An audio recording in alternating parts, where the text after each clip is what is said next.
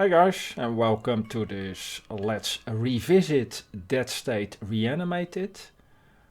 I already played this game on the channel and finished it a while back. The game is 7 years old at the moment, and I thought it was interesting to maybe try to do another run and see how the game stacks up. Dead State Reanimated is an interesting game in that it tries to do a lot of things. It has tactical turn-based combat, base management and base building, RPG elements thrown in, and also a element where you need to manage the team and all the team members with different agendas. Kind of a political element to the game. Now the problem is that all these different parts of the game are kind of shallow, but put together I think it's still an interesting mix and interesting enough to try a new game, I guess. Let's start another game. I will not... In the previous run I did run on Ironman mode, PC Infection and Hardcore, but I did notice that at least when using Windows 10 it is a little bit less stable and a crash may corrupt your save game, and when you are running in Ironman mode, well, then it's basically game over. I will enable PC Infection. The player character can be infected by the undead, and that means that the character will die within 3 days without antibiotics. Also enable hardcore. In this mode humans and the undead are more powerful. So let's start the game. When you start the game you will get a short tutorial. I don't think that can be skipped, so let's go. Right, first the character, that doesn't really matter too much, but let's just go with the more or less default guy. Maybe, well, this is not the default guy. Let's maybe set this all to none.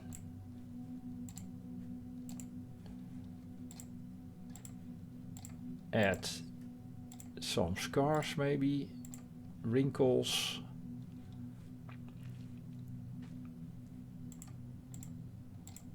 and choices are kind of limited. It's not the greatest character creator, but it also doesn't really matter. You can't really see your character when you're on in the turn-based portion of the game.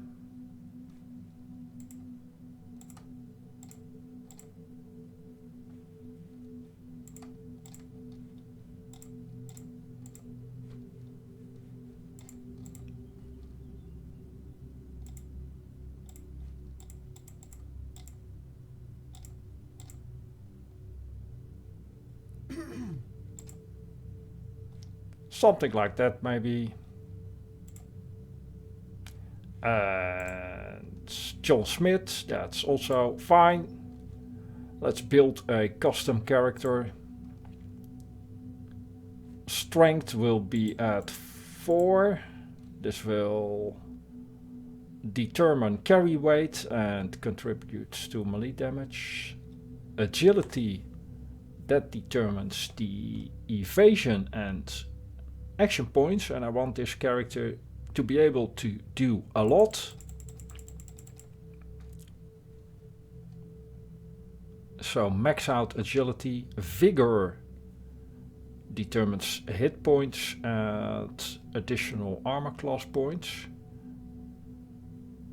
at rank 4 and above. I want to keep this at 1. You can always call in the medic on duty to heal you up. And you can never be one shot You will always go to a KO stage first. Perception. Let's put the remaining points in perception. This determines initiative. And it helps with hitting distant range targets. So in the beginning I want to use melee and slowly build up ranged. This character will have an excellent knowledge of survival skills that will enable us to travel faster on the area map. Also gives a bonus when harvesting. And you can actively avoid random encounters. And at level 10 you will get a dog companion, which automatically helps you in battles. And that's the plan for this character. Getting survival to 10. Melee at 4 or maybe 6 for the other perk. The circles are the perks at level 3, 6 and 10. And we will slowly build up negotiation. This reduces morale decay, very important, definitely on hardcore. Because if morale gets too low, there could be a mutiny against your leadership and then it's basically game over. So managing the morale is very important. That's part of the political element of the game. For now, let's go for melee. And the first perk at level 3. Let's get Brawler. This will give us +5 to the armor class. And we will need that because we do not get any armor class points from Vigor. And let's get Survival to level 3 for the first perk. That will be Forager. Increase the maximum harvesting amount by 25%. Yeah, let's get this to 4. This to 5.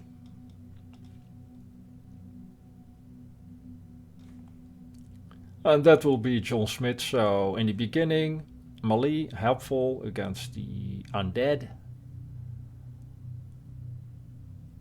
You basically, your best bet is to battle the undead using melee.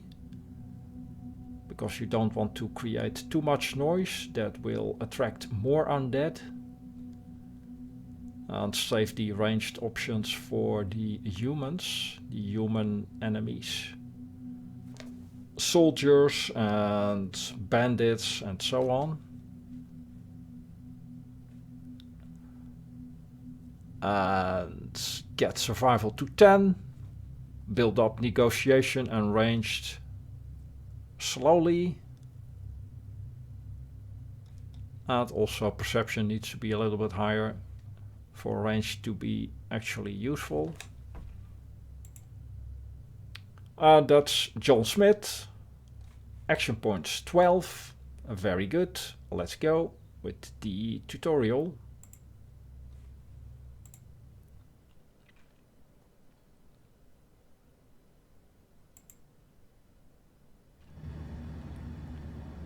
You counted yourself lucky to have gotten on the plane.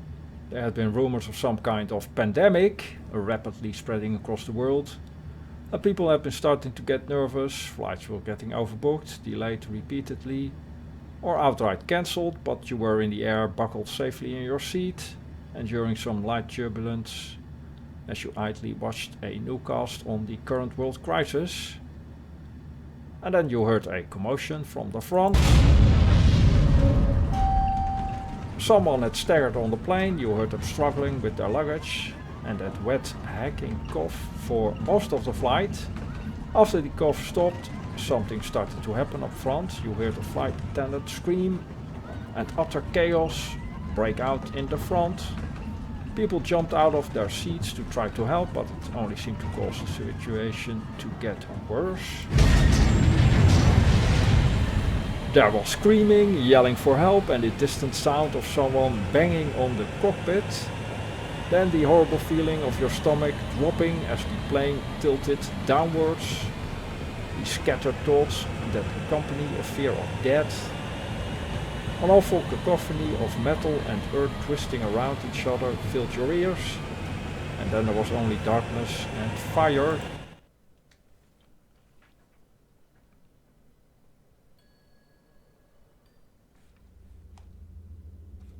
So this is basically the tutorial section with a lot of tips. I will dismiss those. Hello, is anyone alive in there? This is Sheriff Reinhardt of Splendid PD. If you can hear me, follow my voice.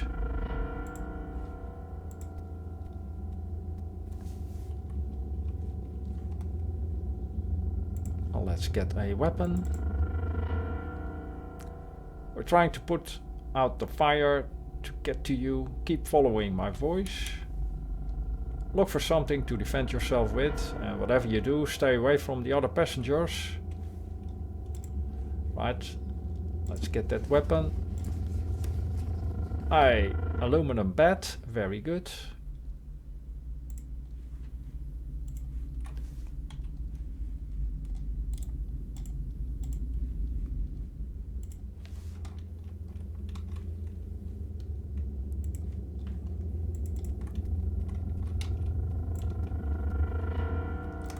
And we can get our first enemy in sight. We do have 12 points, so we can basically get as close as we can. Can you still hear me? If you have to defend yourself, hit them before they grab you. Whatever you do, don't let them bite you.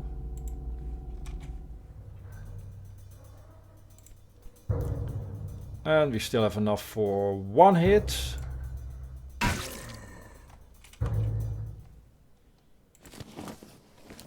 No loot.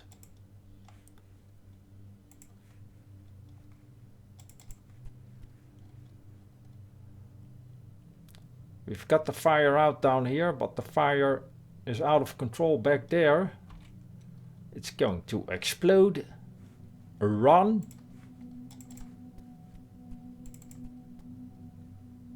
You made it, you're safe now. We're going to get you help. Hey, you okay? Stay with me. Vic, help me carry. And then the voices fade and you pass out from your wounds.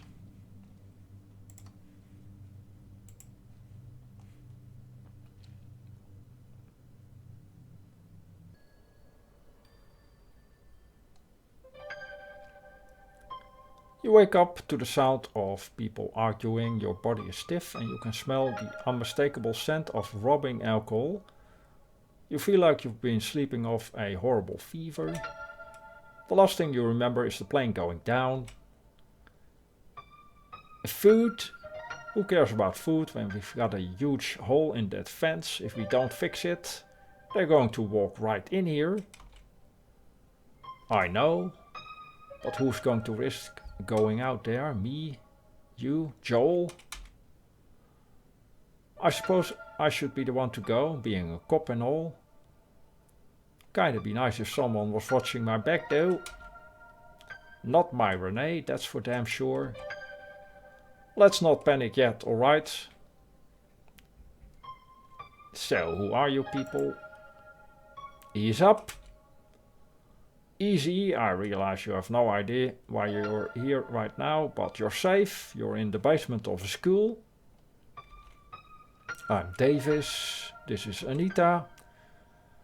You should thank your lucky stars my daughter was here.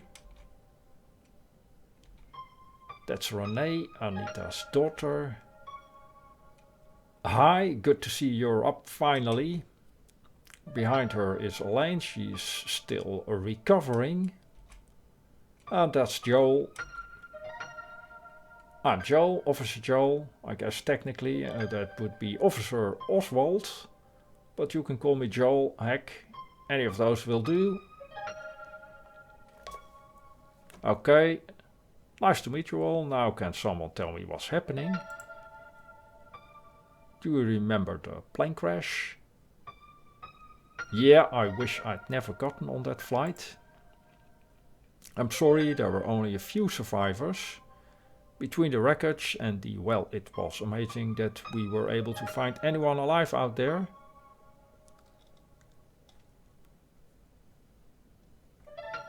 Could someone please tell me what the hell I'm doing here? You're in Texas, Central Texas, a town called Splendid. We're in the basement of the local school. Well, I lived in Texas my whole life and never heard of Splendid. Welcome home, I guess. You should know you're pretty much stuck here. We all are. But don't worry, we have food, facilities, a generator, and it's secure. Secure? What does that mean? I don't think you understand. Outside it's not safe anymore. Everything is changed. You were on the last flight before they grounded the planes. They were trying to control the spread of a pandemic. It didn't work. Martial law was declared. Shelters were opened. People were evacuated. Those that stayed behind. Like me and the whole Splendid police department, all three of us. We were trying to get the last few people out of the area. When your plane went down, most of them were already... You see, the real danger out there right now is there are things out there. Now is not the time. I agree. Look, this is a lot to take in. Why don't you come talk to me when you're ready? Take your time. Alright. But there's not a lot we can do. Right now we can check the survivor's bag. Get all the stuff. Some fuel. Medical satchel.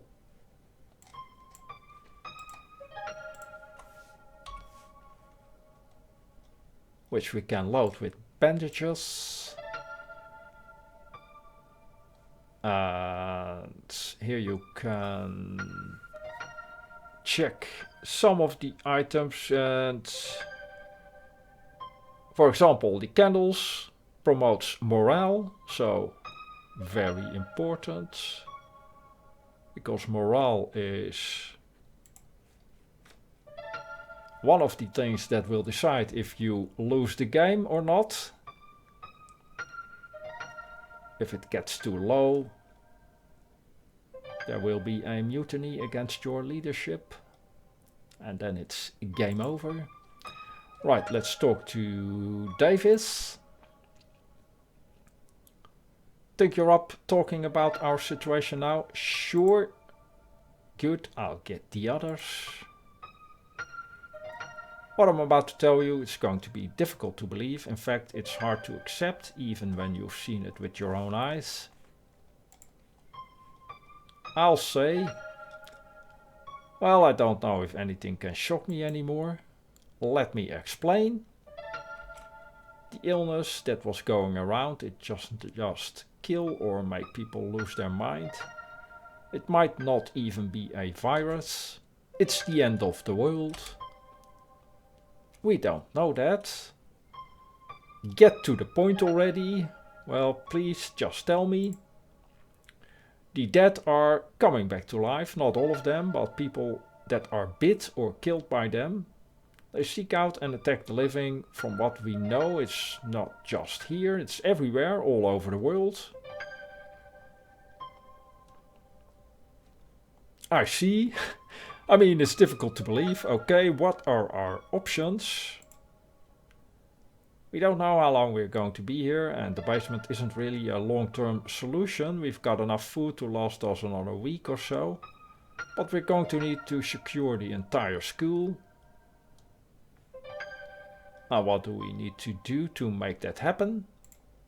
The fence around the school was being refinished when the town was evacuated. There's whole sections missing, which...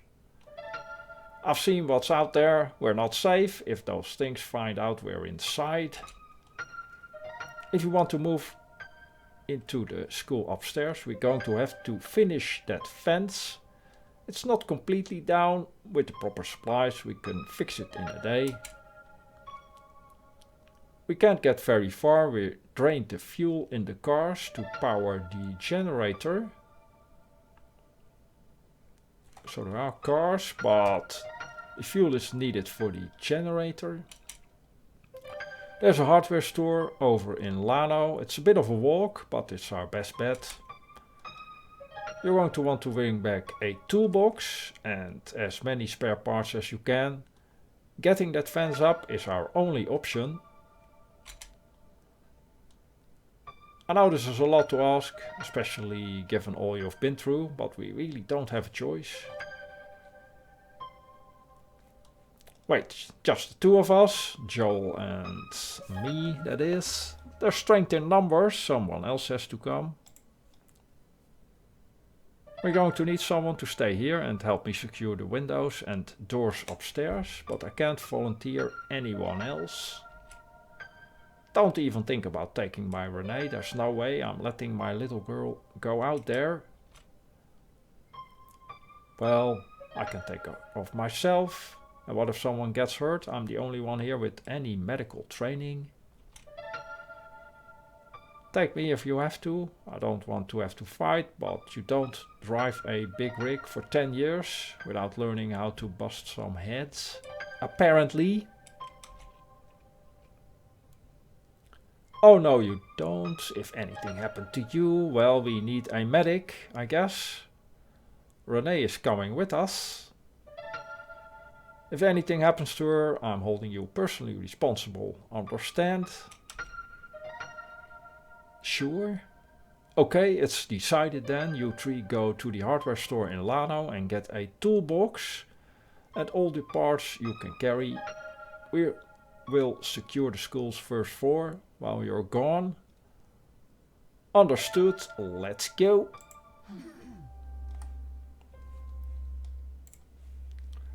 And we already took all the stuff in the survivor's bag. I think there are still a few other items we can get downstairs.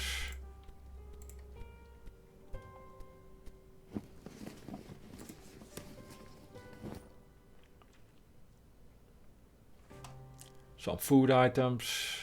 So you have food items, luxury items, which promote morale. Weapons and armor, of course. Fuel, spare parts and medical items.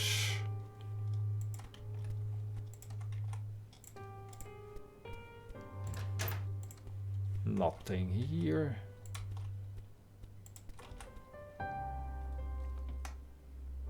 This guy.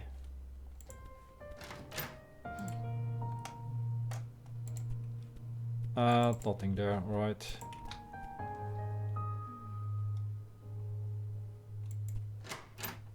I should check that bag for a weapon. I already have a weapon.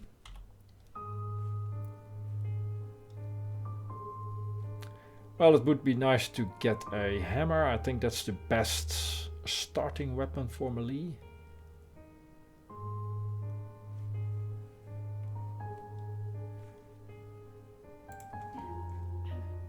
I think this was empty.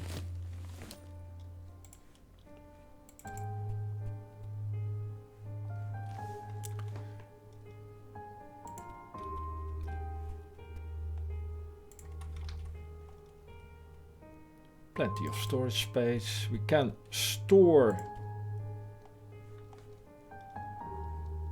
the items. Let's maybe do that.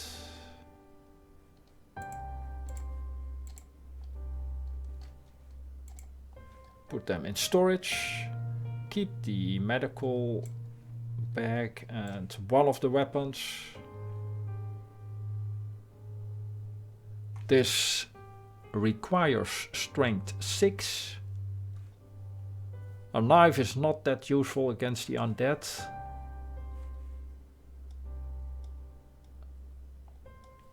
So let's maybe take this. Now there are a few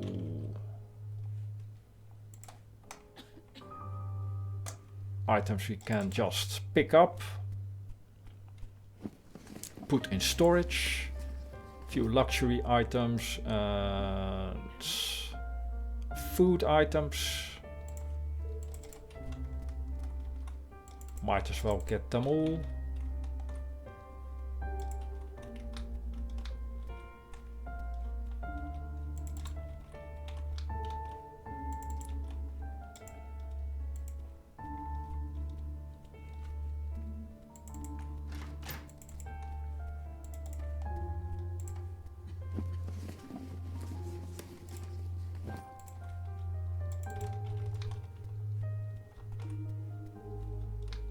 I think there are a few more.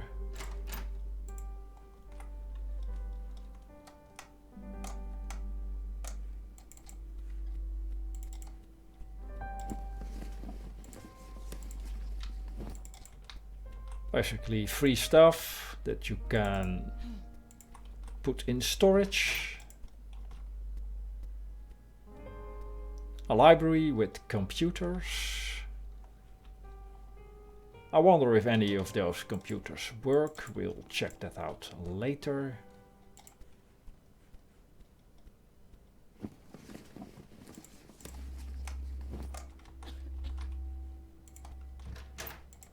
What do we have here? A workshop, I think it was. A pretty lousy one. A school lab. Something we need to develop. This is basically our base.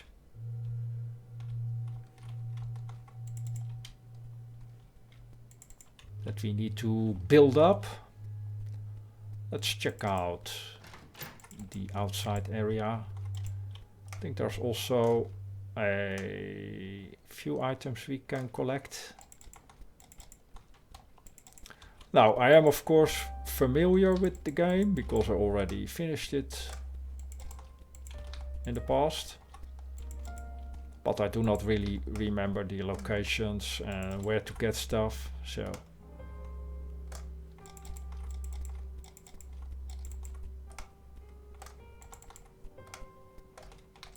I think there was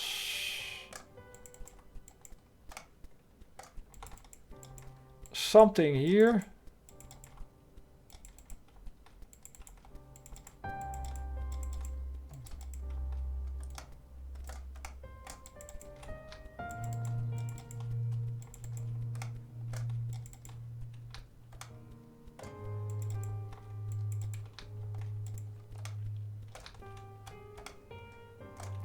Right, the police car or a car.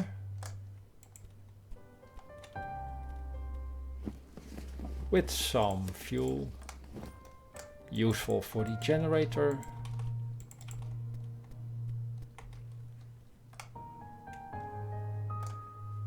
Well, nothing in here.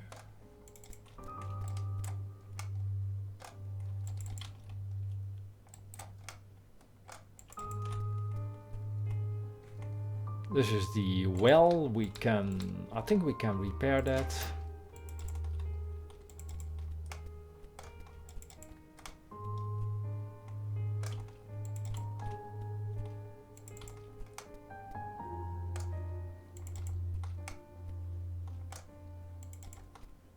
Let's store the items.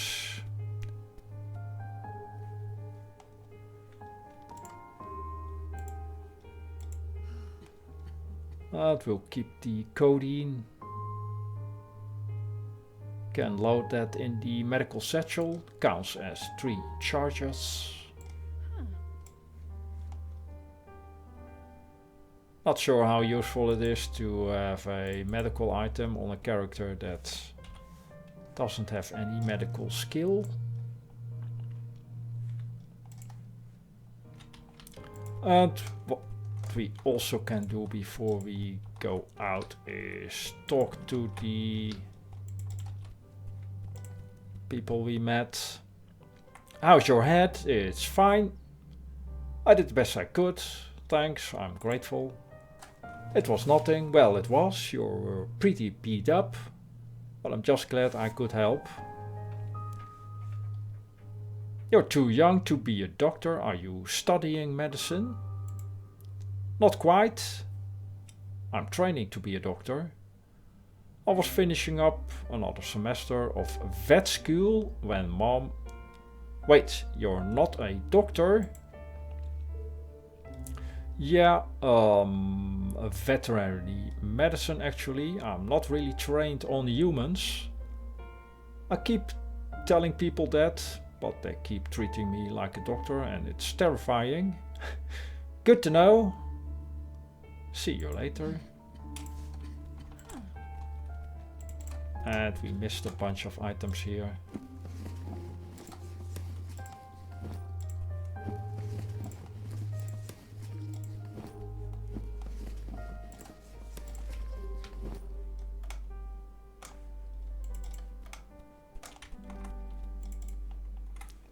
What is it, John? Is there anything you think would make things better around here? Well, in my opinion, that fence can't get sturdy enough. I've driven through enough of this state to know it's full of all kinds of quarries. If you could make some kind of stone fence, I'll sleep better at night. Even those monsters would find it mighty hard to claw through rock. Alright. Is there anything you'd like me to look out for in the field? My drinking days are past me, thank the Lord, but I still count chocolate as a vice. Alexander spoiled me something awful with fancy truffles when we was alive, and since his passing they've always brought up fond memories of him. Aside from that, well, deodorant, if you can find it. When you're out on the road, you don't exactly get a lot of time to shower. I'll be embarrassed to tell you how much I counted on that stuff to make me feel like I could be seen in public during a long trip. Alright, chocolate and deodorant for Anita. That is something she wants for morale. It's needed to keep all the occupants of the school happy. Let's maybe ask what Renee needs. Anything that would improve your mood. Coffee, the good stuff, not that freeze-dried junk. I will jury-rig a coffee press if I have to. And otherwise I could use some rechargeable batteries for my flashlight so I can read at night. Alright. Coffee and batteries for Renee. So, are you feeling okay? Don't worry about it. Oh, way to go, Joel. Sorry I brought it up. Not a problem. I had a few questions. Sure. How bad is it out there? They evacuated the town, so I guess that must mean it's pretty bad. I heard things all over the radio about some of the cities, like San Antonio. Last I heard it was on fire and the quarantine had failed. That's why the major chose to get everyone in Splendid to one of those state shelters. That sounds ominous. State shelters. Yes sir, they set up quite a few, bussed most everybody out to Kerrville last week. Supposed to have soldiers guarding the place and medical personnel, I guess food and all that. Sounded real safe. So this might be a place we can visit, Kerrville. There are soldiers guarding the place. Apparently. But it's a source of supplies. Interesting. Let's talk about something else.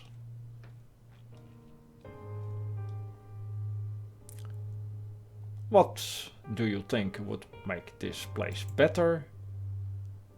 I guess I would feel a lot better if that fence was sturdier. Never did a good job of keeping the middle school students from busting in and rearranging the letter on the bulletin board. I still don't know what's funny about a rusty trombone. A better fence it is then, apparently. Let's go see what I can do. Well, I still forgot about the mood improvement. The stuff we've been eating is kinda bland, so I'd love a big bottle of hot sauce to put on everything. Or some fancy chocolate, just to give to people who seem to be having a rough day. Alright, Joel. Chocolate and hot sauce. Then we have Davis. How can I help? Anything that would improve your mood. I wish I would call my daughter, but more realistically, I guess I could use real coffee and deodorant. So also coffee, like Renee, and deodorant like Anita. I'll let you know if I come across any.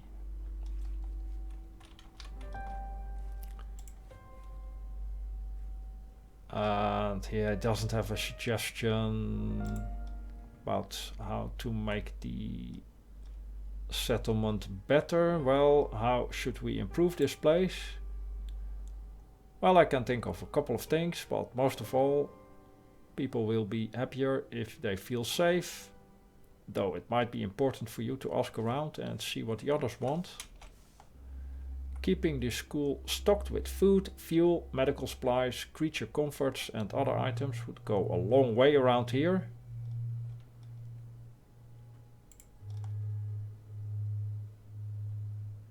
What else can you tell me about the weeks before I got here? Well, it all happened rather quickly, to be honest. One day the news was reporting about a mystery illness. The next they were talking about travel restrictions and civil unrest. That all sounds very familiar. All of a sudden the nation was under martial law and major cities were being evacuated. Like most people, I didn't really believe the dead were coming back to life until I saw it for myself. I guess that's how it's gotten this bad. We're dealing with it as best we can for a town this size.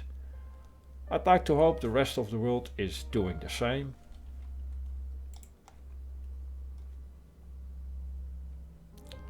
What can you tell me about the people here? Joel and I are locals. Joel's a police officer and I worked here at the school. Anita and Renee ran out of gas not far from here. I picked up their distress call on the radio. We picked up another survivor in the plane crash, but he hasn't woken up yet. That's the guy in the basement. I guess we'll have to wait and see if he recovers. The other woman, that's Elaine, she's been through a lot. Maybe you should try talking to her. Just be patient. They're a lot stronger than you think. Alright. So finally we need to talk to Elaine. She is upstairs.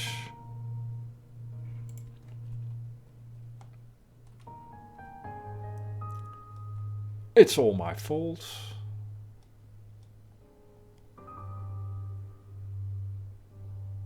And if I remember correctly, you need to be extremely careful what you say if you want her to be cooperative. Are you okay? I can't. Snap out of it. I need your help. Well, let's maybe go with that. Well, I'll come back later, Elaine.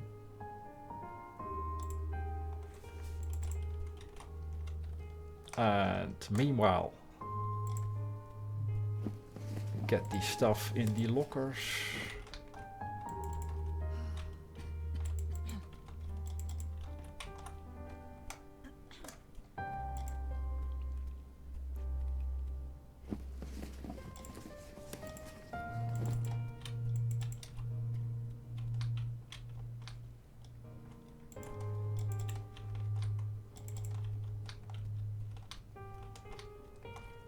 Not a lot of stuff here. Let's put it in storage.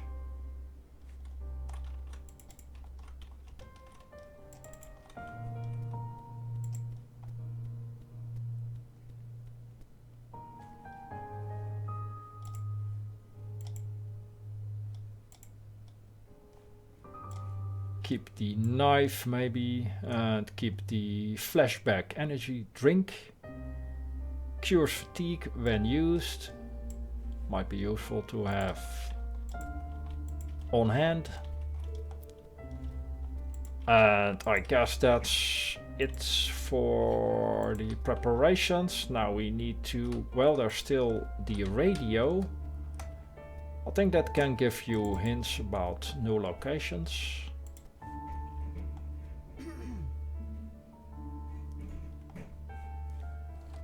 If you're just joining us, you're listening to Lane on the fast lane here, entering its 8th day of broadcast, bringing you the latest news and freshest sounds of what might be the end of the world.